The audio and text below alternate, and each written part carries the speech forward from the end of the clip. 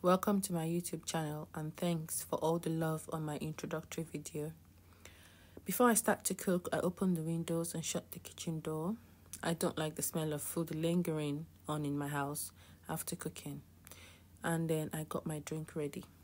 So the ingredients I'll be using to cook my riro today are stock powder, Maggie, salt, Nigerian palm oil, onion,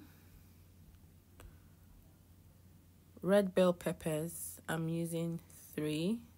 These are the long ones. I like them because they make it thicker, and 2 scotch bonnets as well. Locust bean, we call that riro in my language in Nigeria, and some already boiled meat. This I have Saki and Pomo in there.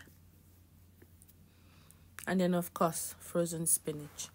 I bought these ones from the African shop, and yes, that's the brand I'll be using. Before blending the peppers, I wash them thoroughly, deseed them and cut them into smaller pieces for easy blend.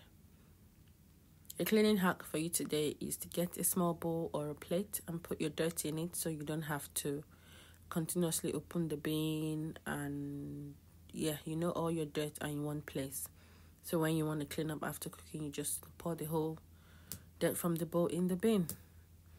So of course our blender here in the UK can't really blend all the seeds, so I take out all the seeds from the peppers before I blend.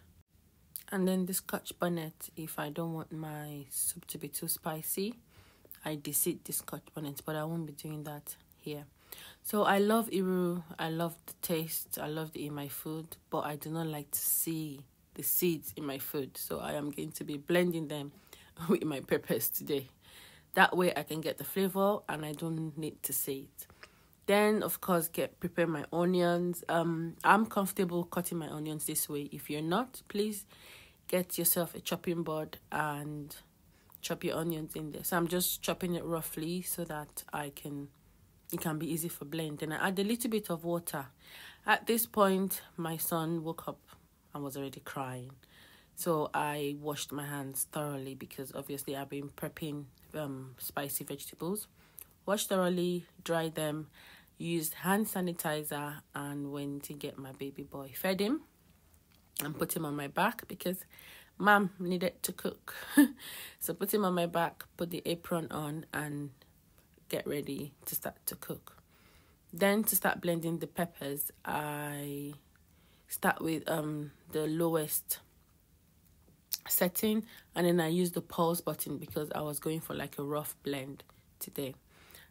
Then let's cook. So to start with, I put my palm oil. So I'm using 1 cooking spoon of palm oil, and I put it in there and let it melt. I would not be leaving it for too long because I do not want to set my fire alarm off.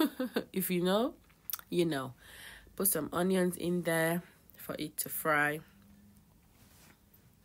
And then I'm adding my peppers in there. Leave them to cook. Leave that to cook for about 5 minutes. After, of course, stirring very well, then I leave to cook for 5 minutes. And then I'm adding crayfish into it, and then Saki and Pomo that I've already cooked. Stir again and leave to cook for another 5 minutes. And then I remember that my son doesn't like Saki and Pomo, so I added some smoked turkey into it. Then seasoning, Maggie in there, some salt. Start with a little and then you can build up later, and then the stock powder. Then I also give it another stir again and leave to cook for another 3 to 5 minutes this time. I would not be putting the lid on my pot because I don't want the steam to make my sauce look like a stew. I don't want too much water in it, so I'm going to leave it opened. Then I'm going to add my defrosted frozen spinach. Make sure to squeeze the water out because I don't want any extra water in my riro. So once it's in there, then the stir frying process starts. So I need to stir and stir really well to incorporate the spinach with the meat and the sauce, and everything's looking popping. And period. Yes, look at that. So I needed some water. Yes, if you need some water as well, you can add, but I think you should add, I'll say you should add in bits and not too much water at once. And look at that, it's all done now. Tasted for salt, tasted amazing. And then on to making myself some eba. Yes, I like very, very, very soft eba. So I'll just let you enjoy my eba making process.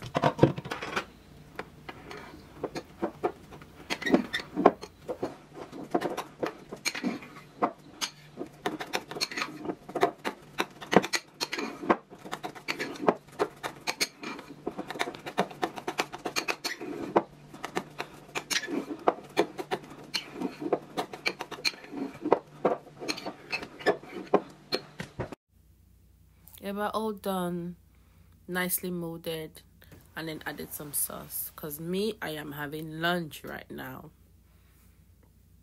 Guys, this tasted so good. It looks amazing, tastes amazing. You need to try it, and when you try it, do not be scared to use frozen spinach. Trust me, it tastes so good. And of course, my little munchkins gave me a thumbs up. Yummy. Thanks for watching.